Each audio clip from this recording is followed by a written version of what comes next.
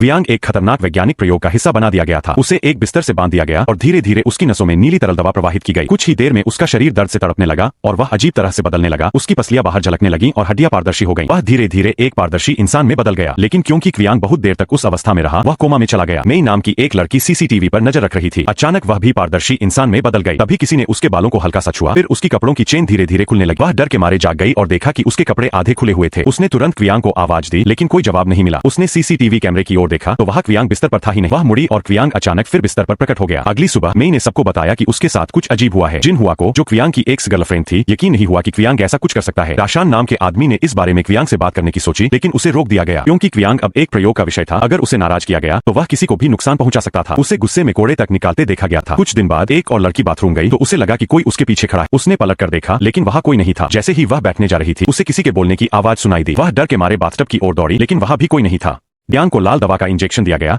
जिससे वह सामान्य हो सके, पर हुआ इसका उल्टा। उसके शरीर में खून के साथ दवा मस्तिष्क तक पहुंच गई और वह तड़पने लगा। अब वह न सिर्फ मानसिक रूप से असंतुलित हो गया, बल्कि बेहद खतरनाक। क्वियांग की हालत अब किसी सामान्य इंसान जैसी नहीं रही। उसका दिल टूट गया और वह अवसाद में चला गया। वह अपने पारदर्शी शरीर में कपड़े पहनकर बिना सिर वाले भूतों के झुंड के साथ दौड़ता फिरने लगा। जब वह थका हारा घर लौटा तो उसने एक गोरे बालों वाली लड़की को कपड़े बदल